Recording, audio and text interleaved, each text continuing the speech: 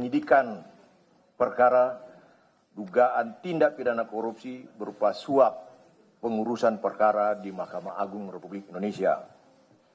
KPK sebelumnya pun telah menyampaikan pada publik terkait dengan penetapan pengumuman 13 orang tersangka yang terdiri dari 1. SD,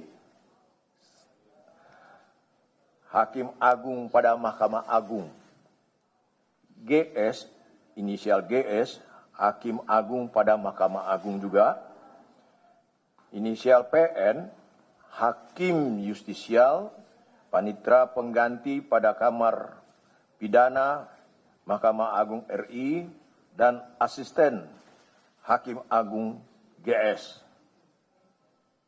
RN, Staf Hakim Agung GS.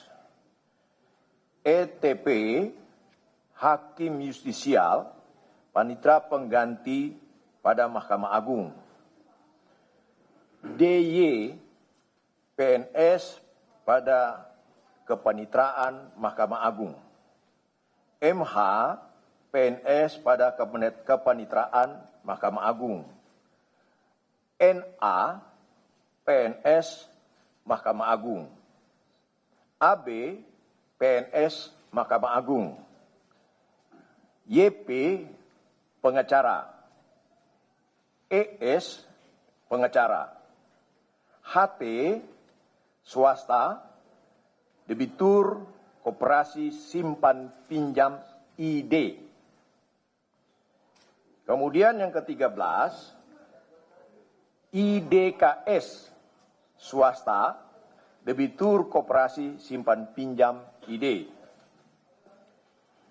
Untuk kepentingan proses penyidikan, tersangka GS dilakukan penahanan oleh tim penyidik KPK selama 20 hari pertama yang dimulai pada tanggal 8 Desember 2022 sampai dengan 27 Desember 2022 di rutan KPK pada Pomdan Jaya Guntur.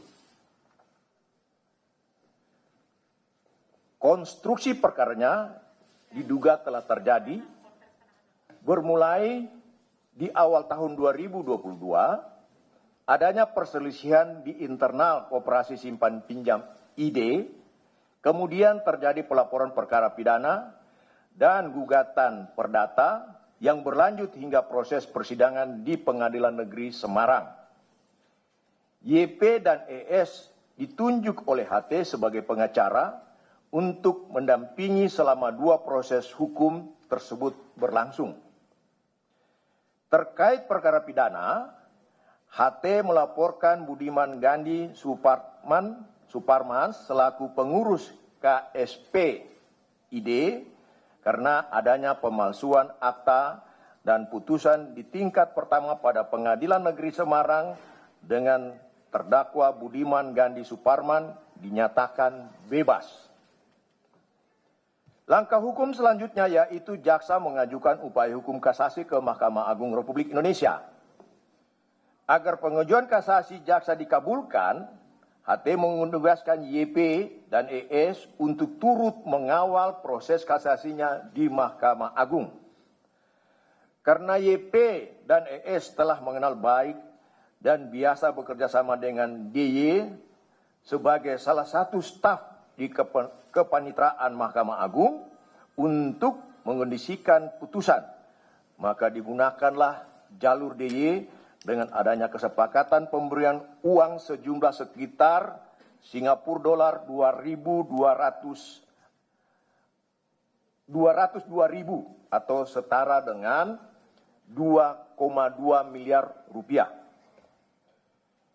Untuk proses pengondisian putusan, DY turut mengajar NA yang juga selaku staf di Kepanitraan Mahkamah Agung, dan NA selanjutnya mengkomunikasikan lagi dengan RN selaku staf Hakim Agung GS dan PN selaku asisten Hakim Agung GS sekaligus sebagai orang kepercayaan dari GS yang adalah salah satu Hakim Agung di Mahkamah Agung RI.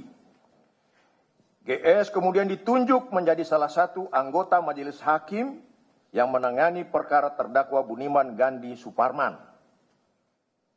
Selama proses kasasi, RN dan PN selalu aktif mengkomunikasikan keinginan HT, YP, ES, dan GS. Keinginan HT, HP, dan ES terkait pengondisian putusan kasasi terpenuhi dengan putusnya terdakwa Budiman Gandhi Suparman dinyatakan terbukti bersalah dan dipidana penjara selama 5 tahun. Dalam mengondisikan putusan kasasi tersebut, sebelumnya juga diduga telah ada penerimaan uang pengurusan perkara melalui DY yang kemudian uang tersebut diduga dibagi di antara DY, NA, RN, PN, dan GS.